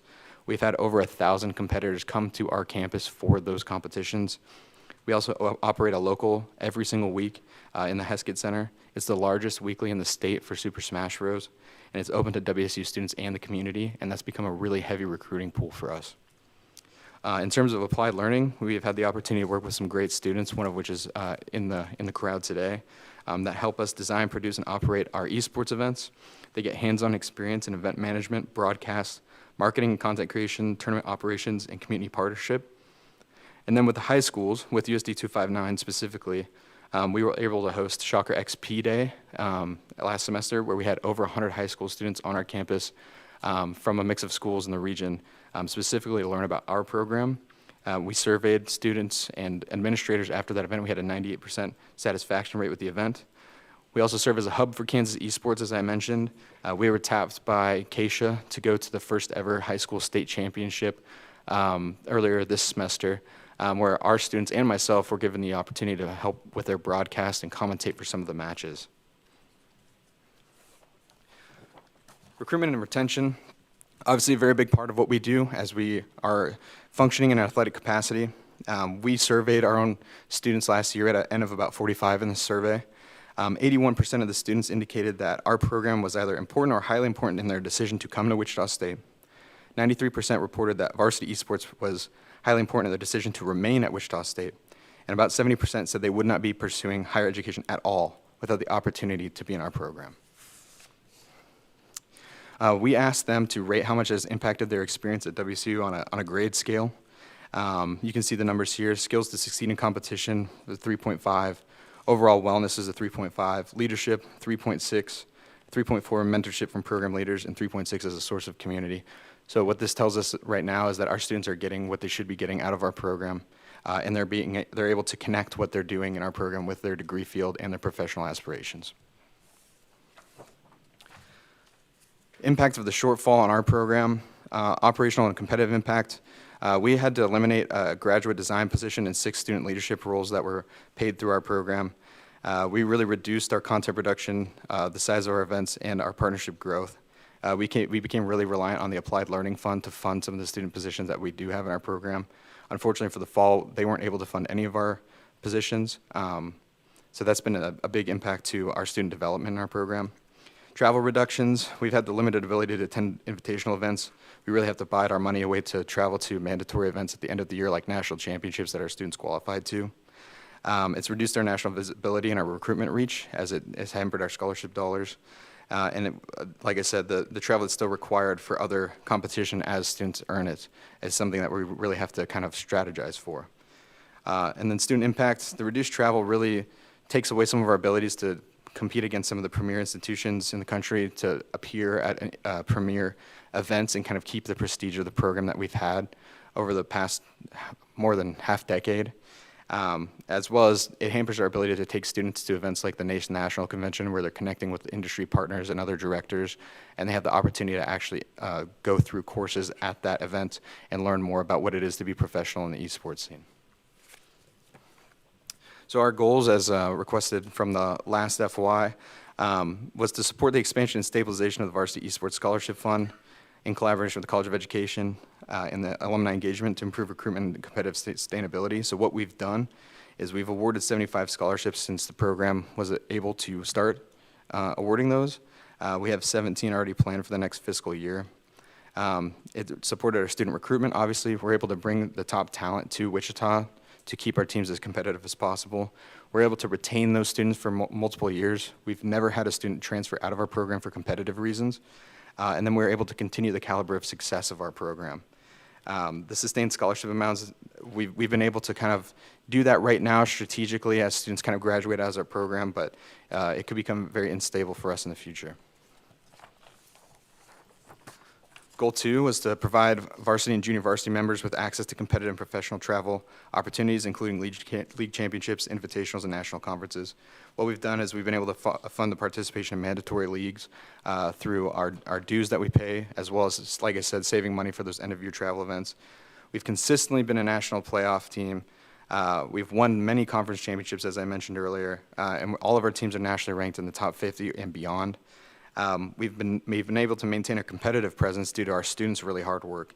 And then we've been able to provide them access to the premier leagues.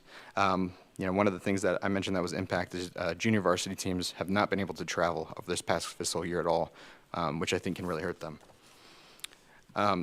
Goal 3, support applied learning through student employment, graduate assistantships, and experiential roles. What we've been able to do is fund those student roles in the past for broadcasting, event operations, content creation, and program general support. We've been able to deliver those experiential applied learning opportunities with academic and career pathways, so they're tied into their degree path. And we've maintained applied learning opportunities despite those staffing reductions, so those students have still been integrated into our program and been able to do some work. And goal 4, expand engagement with campus and local communities through events, outreach initiatives, and programming. What we've accomplished, Shocker XP Day, as I imagine, was a huge success. We've been able to build our Rolodex now that Keisha's come in and really started to support esports at the high school level. Kenzie's been really hard at work at getting all of those contacts, not only from Kansas, but Colorado, Oklahoma, and all the other states that reach out to us on a consistent basis.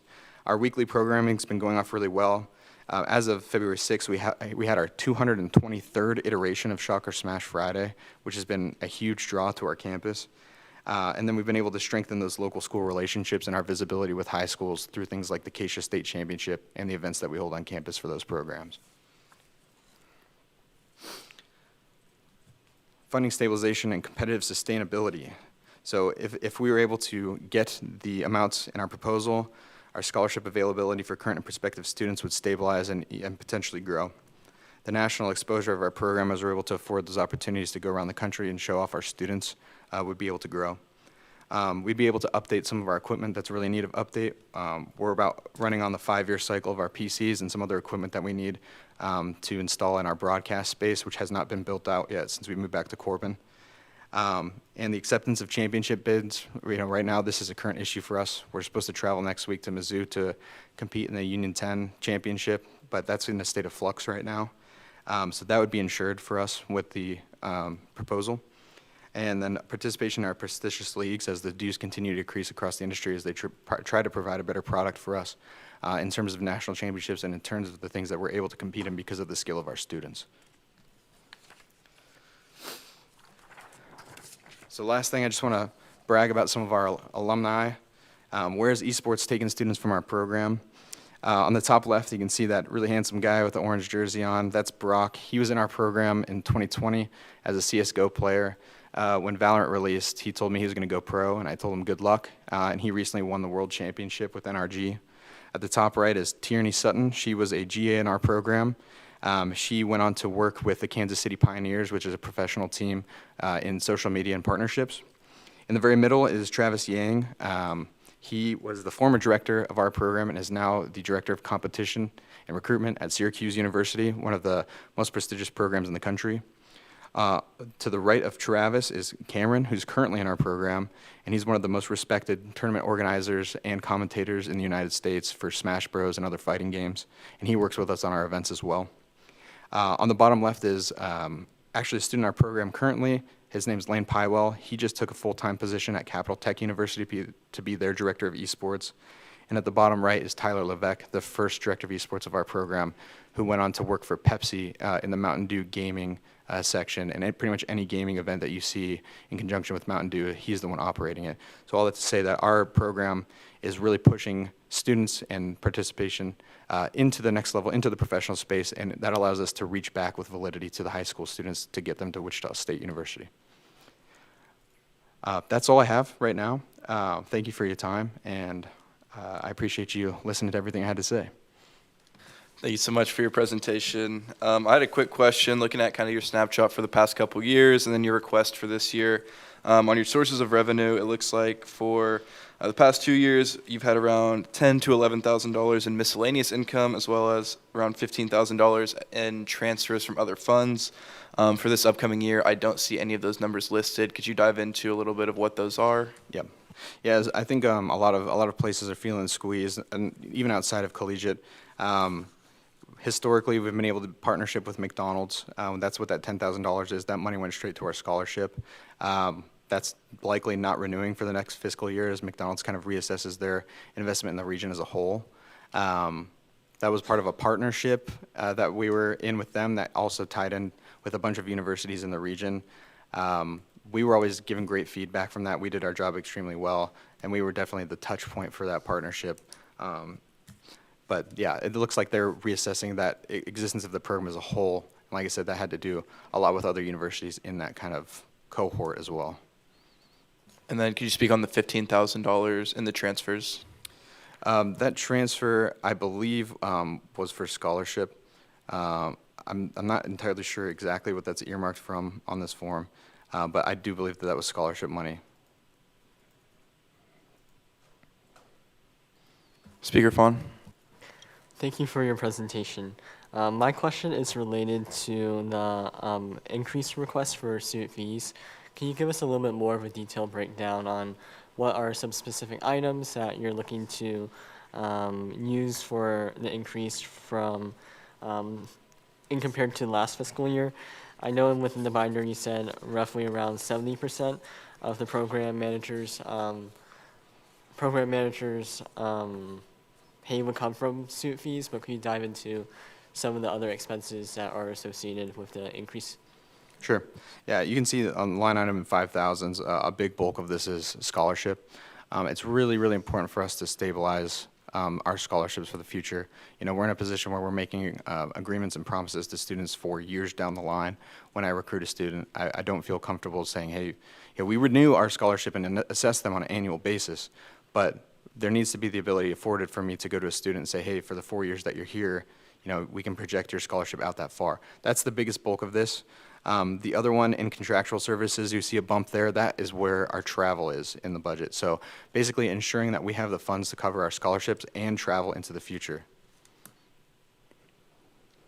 Vice President Nguyen. Can you tell me a little bit more about your scholarship application and selection process throughout the year? Sure. Yeah, so I'm constantly recruiting students. We have a player interest form that's been open since the fall of 2020. We've had about 800 students complete that form since then. We are constantly sifting through those students to find, number one, talent from Wichita, which is a huge thing for me. If we have talent in Wichita, I want them to come to Wichita State, so attracting those students here. But skilled players from across the country who are interested in our program. Actually, just previous to this, we had a recruiting call today from a student from Texas who's very, very skilled in Rocket League and is interested in our university because of their aviation programs. The selection process is skill-based. It's also based on their personality. It's based on their grades from high school. We're looking for top talent from around the country and trying to attract them to Wichita. Commissioner Argumento. Yeah, so just looking at this snapshot again of the budget and everything. Last year, you budgeted for $10,000 for student salaries, and this year it looks like you're budgeting for none. Are you expecting to hire student employees to work for the esports, or not this year?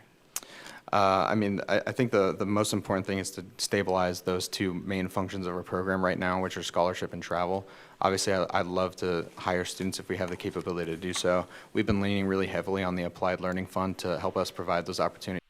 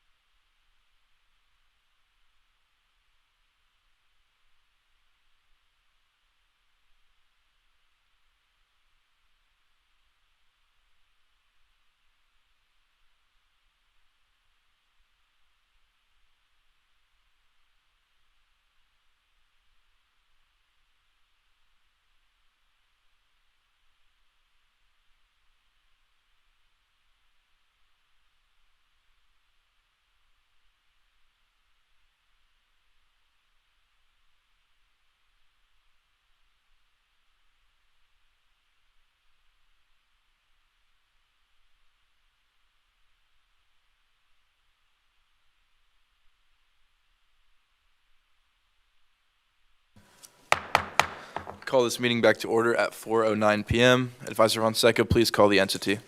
All right, we are up with our last one for today. It's the Rhatigan Student Center. They're located on tab O or page 239. Welcome and thank you for taking your time to present to the commission. You'll have 15 minutes to present your line item, covering topics that you think will aid the commission with their decision. Following that, we will have a question and answer period. We will begin with introductions from the commission. Hello, my name is Amy Nguyen and I serve as the vice chair. Hi, my name is Jiawen Wang. I serve as the underserved commissioner. Hi, my name is Grace Naylor. I serve as freshman commissioner. Hello, my name is Jasmine Pang, and I serve as the Health Professions Commissioner. Hello, I'm Tyler Beatty, and I serve as the out-of-state commissioner. Shilu Surrender, Financial Aid and Scholarships. Scott Jensen, Student Affairs. Gabriel Fonseca with Student Government. Michael Cepeda, Budget. Lindsay Pletcher, Budget Office. Ella Ronquist, I serve as the Adult Learners Commissioner. Brett Nyandor, Engineering Commissioner. Guillermo Gomedo, International Commissioner. Abdullah Dewana, Government Oversight Chair. Matthew Fon, Speaker for Senate. Hi, I'm Luke Bum. I'm the student body treasurer and the chair, and you may proceed whenever you're ready. Good afternoon, everyone. I know you've all kind of had a long day. First, I kind of want to thank everybody for serving on this committee. We know it's a long job and it takes a lot of commitment and a lot of time, and we certainly appreciate the effort and the thoughtfulness that you guys put in it. We know it's not always easy decisions that you have to make, but we're always impressed with the manner in which you make them. So just to start out that way. I am Kevin Conda. I am the interim vice president for student affairs currently, but in this role I serve as the executive director of the Rhatigan Student Center. So. Hi, I'm Julia Capps. I'm the Director of Finance for the Rhatigan Student Center. We have a short video to show everybody. This kind of gives a little bit of the history. This is something we put together as a promotional tool for the Rhatigan Student Center. So it gives a little bit of the history and a little bit about what we do and what we're about.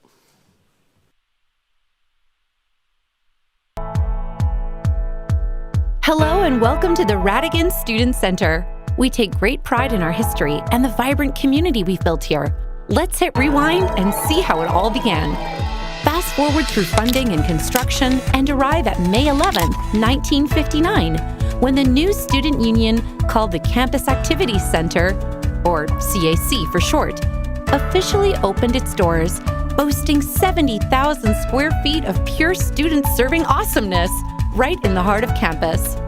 Then, in 1964, the university joined the state education system and officially became Wichita State University. Whoop whoop! Go Shocks! Just 3 years later, the CAC began expansion plans to add an additional 80,000 square feet to the building. The expansion was completed in 1969 and included a new 500-seat theater.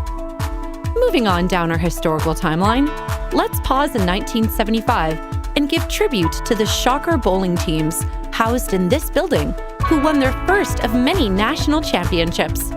So, how did we go from CAC to RSC? Well, in 1997, the Campus Activities Center was renamed the Rhatigan Student Center in honor of Dr. James Rhatigan, the former Dean of Students. Dr. Rhatigan was known for his advocacy for the university's students, and it was fitting to name the student union after him. As the campus kept growing over the years, the RSC had to as well. Introducing the Rhatigan Renewal. The Rhatigan Renewal renovation started in 2012 and was completed in 2014. This renovation more than doubled lounge space and meeting rooms for students. Just as it had been funded to build the original building, the students of WSU voted to increase student fees to go towards this renovation as well. Since then, we've added several new dining options, including a Starbucks. Students can now have food and drinks delivered to them anywhere on campus with our food delivery robots. We've collected a few more bowling national titles, and the bookstore was renamed the Shocker Store.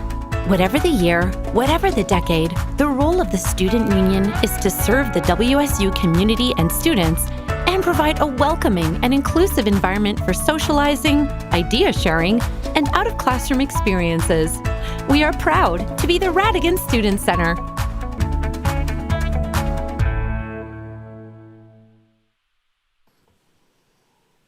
Okay. I think everybody kind of knows a lot about the Rhatigan Student Center. Obviously, it's an obvious place where everybody knows and everybody kind of hangs out, and we're kind of the living room of the campus from there. But we're going to kind of go through some more of the back of the house stuff and how we operate and how we maintain this. The Rhatigan Student Center is a 501c3. We operate as Wichita State University Union Corps, and we answer back to the university from that side of it. But we're a nonprofit controlled affiliated corporation from there. So what does that mean? That means all of our RSC employees are RSC staff. We're not WSU employees. We maintain all of the building ourselves. So through student fees and self-generated money, we put on our own new roof. If we need chillers or boilers or painting or carpet, that's all a responsibility of the Rhatigan Student Center from there. We receive no state or federal funding. Everything that we raise here is funded by the self-generated revenue and student fees. We try to kind of keep a balance between the service as the students and the business side of it. What do I mean? You know, we're here and we know our main objective is to serve the students. The business side of it is kind of what helps us generate the funds that we have to help offset student fees. So I'll give you an example. The Shocker Sports Grill and Lanes, we're open from 10 o'clock in the morning till 10 o'clock at night, longer on the weekends. If we were operating that as a business that would make money, we would need to be open from about 10 o'clock in the morning till 2 o'clock in the afternoon. So the rest of the time is as a service to the students. So again, we try to balance what we're doing between how do we serve the students and fill them what they need, and then how do we offset that with generating our own funds to help control student fees as much as we can. We're operated by a board of directors. The board of directors are made up of 9 staff and faculty, and then 9 students. The vice president of student affairs sits as the president of the board of directors, and David Miller is actually acting as our president right now, filling in, as I said, as the executive director of the Rhatigan Student Center and the vice president of student affairs at the same time. So there's a lot of members, I think, in here that are part of our board of directors and sit on our board of directors and help us make the decisions kind of as we go through the years. So, you know, our philosophy is this is a student building. This is owned by the students. We operate the building for the students, and that's how we see it. So we try to get the input and stuff back from the ceilings from the students on how we operate, so that we're doing it for them. But we don't operate for just today. We want to give the students what they need today, but also what makes sense 10 years from now, so that we keep this building going and keep it flourishing for the students who are coming in the future as well. Next. The RSC departments, these are the revenue generating departments. We have the Shocker store. The Shocker store is obviously is where we get the textbooks, our access now, providing our digital access. The Shocker merchandise, we operate the locations here in the Rhatigan Student Center. We have an operation at Brayburn Square. We operate the athletic facilities at basketball and softball and baseball. And so that's the locations for the Shocker store. Event services, event coordinator received 11,524 event meetings and space in this. The space for meetings is for the students, and we prioritize the students and what we do. The students can use this building free of charge for rentals and that kind of stuff from there. Shocker Sports Grill and Lane, that's what I was talking about earlier. It's on the lower level. A lot of people, it's amazing that don't know it's there, but that's where we house the women and men's bowling teams. That's where we have a Shocker Grill where you can dine down there as well as playing games of bowling. The engraving shop, that's part of our revenue generators, completed 995 work orders in the FY 2025. And then WSU Dining. WSU Dining is a third-party contract with the university. It's housed within the Rhatigan Student Center, and I sit as administrator for that contract as well from there. Okay. The RC departments that are non-revenue generating, we have a finance office with Julia oversees as our director and our accountant. We produce our own financial reports. We pay our own bills. We pay our own payroll. All of that works back through the finance office. We have the Shocker Card Center where we produce Shocker cards for the students of the university. We would do our own IT. So as you see David Kidd back here operating for this meeting and stuff, that operates for all the meetings, that sets up our IT for the building. Marketing office, You know, they do limited program, they do all the marketing for all the businesses within the Rhatigan Student Center. Plant operations, that's our maintenance department. Again, we don't go back to the university for any of our maintenance. It's all done in-house through the Rhatigan Student Center, so we have a department that handles them jobs for us. Director, HR office, they coordinate all of our recruiting, hiring, onboarding of full-time staff and student positions. They oversee employee benefits plans, including 403B, retirement plans, health insurance, dental, vision, ensure various employment benefits and tax-related compliance within the Rhatigan Student Center, and they're also responsible for staff training. And then we have, again, the men's bowling program. We used to oversee the women's bowling program along with that, but that has moved this is its second year that has moved to the NCAA program. The men's program has 13 national titles. We finished as a national runner-up last year, so we didn't quite grab another national title. They do an amazing job of student development also in that department, preparing students to be great as bowlers, but they prepare them to be even better people after their careers at Wichita State. Okay. Some key stats from the Rhatigan Student Center: building traffic. There was 904,196 enters within the building last year for the fiscal year. Students, we employ 40 to 45 students per year. Paid them $325,000 last year out of our budget. Events and meetings we hosted within the building, again, a repeat from what I said earlier, but 11,524 events and meetings within the space. Access Now program, it's a digital context textbook program for the bookstore that we started about 5 years ago now. It saves about 50% per textbook back to the students. So last fiscal year, that was a savings of $547,605 back to the students if they had to buy that text as a physical textbook. Okay. Student employment, I won't read all back through all of this, but 88% of our student employees said their employment with the Rhatigan Student Center makes them feel connected to the university. Our students' employment indicated as a result of their employment at the Rhatigan Student Center, they have developed the following skills: effective communication, critical thinking, leadership, professionalism, teamwork, customer service, and time management. The student employees for the Rhatigan Student Center are a huge part of what we do, and we wouldn't be able to manage the Rhatigan Student Center without their help. They're the backbone of what we do here. Going to get into the RSC projects, ones that have been completed, ones that we're looking at for the next fiscal year. Most of these projects are not part of the budget that we present, so these are funds that would come out of our operating fund or our RSC reserves as we look into the future from doing that. So we've installed some new carpet within 6 rooms in the building over the past fiscal year. Credit union space, we've kind of turned into a lounge over the next year, and we'll kind of look at that space again over the next year or two to see where we want to go with that space in the future. Information technology, Woo Lounge, we put some security cameras up in the space. The CAC Theater Phase 1 is starting now, which is about a $400,000 project to get it up to ADA compliance.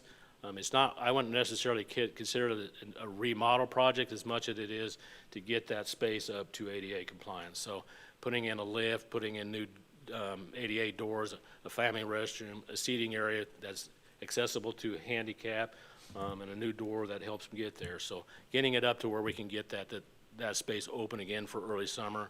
That space has been closed now since last spring. So getting that back open and getting it back usable for the students is our goal for this summer.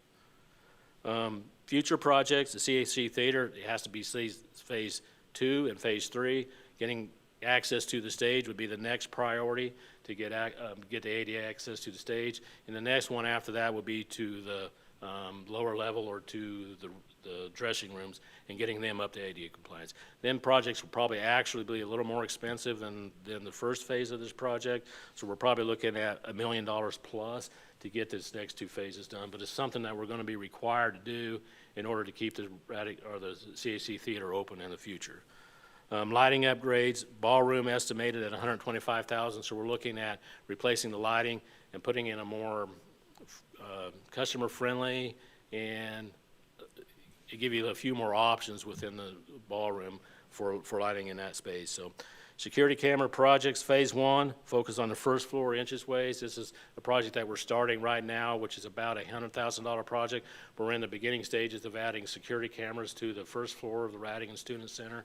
And we want to add security cameras all the way through. This has been kind of a project of SBHA the last few years, so we're finally getting this kicked off and getting it going. Phase 2 and phase 3 will be about another $150,000, which will be getting the retail business spaces, the second floor with cameras, and then the third floor also with security cameras. So again, I mentioned the credit union space. Looking in the future, we're looking at maybe a convenience store operation in there, and also maybe a financial wellness center that we're maybe looking at putting in that space. And so what does that mean kind of as we go forward?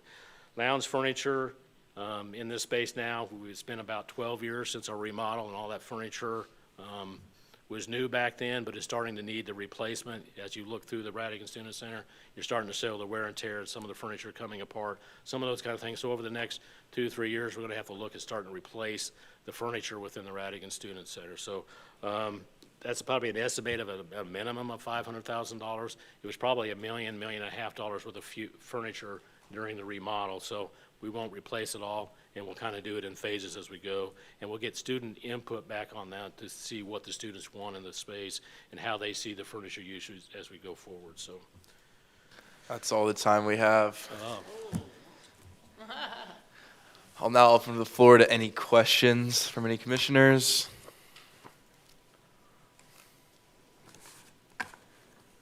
Any questions?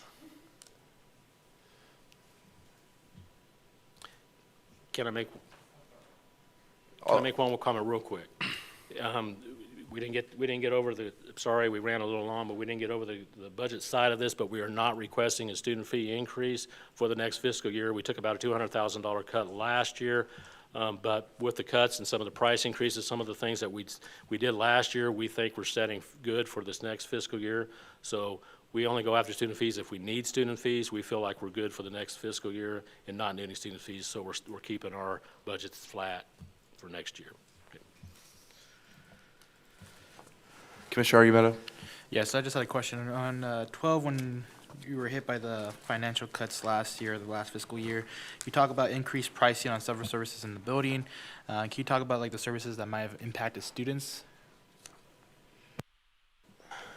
Well, a lot of it was probably the biggest one that affected students would probably be in the bowling center, having a slight increase on the lane usage and the bowling usage, pool table usage, some of that kind of stuff. We did increase the use or the meeting room spaces and some of the rentals on that, but students are able to rent or reserve space in the Rhatigan Student Center rent free, so that's really not a cost that was passed on to the students. So that was probably the two areas where we looked at price increases last year. Any other questions from any commissioners? All right, seeing none, thank you so much for your time. We appreciate it.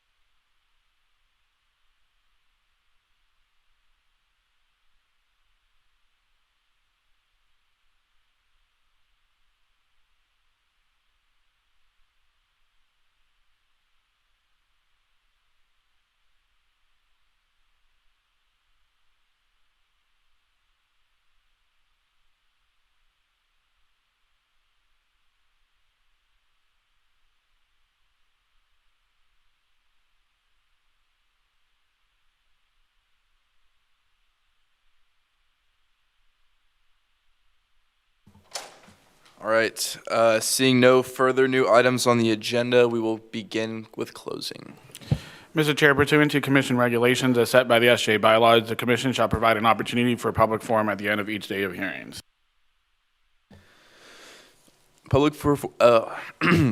Public forum provides a chance for individuals to have the privilege of speaking before the commission, limited to 3 minutes only. This is a time for the commission to listen to what the community has to say. To that, we offer our undivided respect and attention.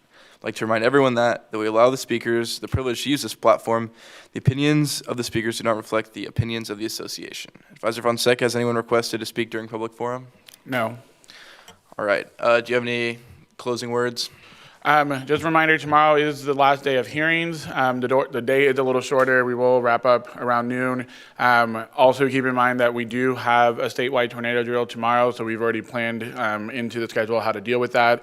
We'll be paying attention to time so that if it gets too close to the start of it, I'll ask Luke to pause us so that we don't have the alarm going on in the middle of the thing, and then we'll come back and finish the afternoon from there. Just a reminder again for any of the groups you saw today or even yesterday, if you have any additional questions that you need to ask, I'll drop in a reminder in there so that I can get those sent out to them before I leave for the day. And I think that might be all that I have right now.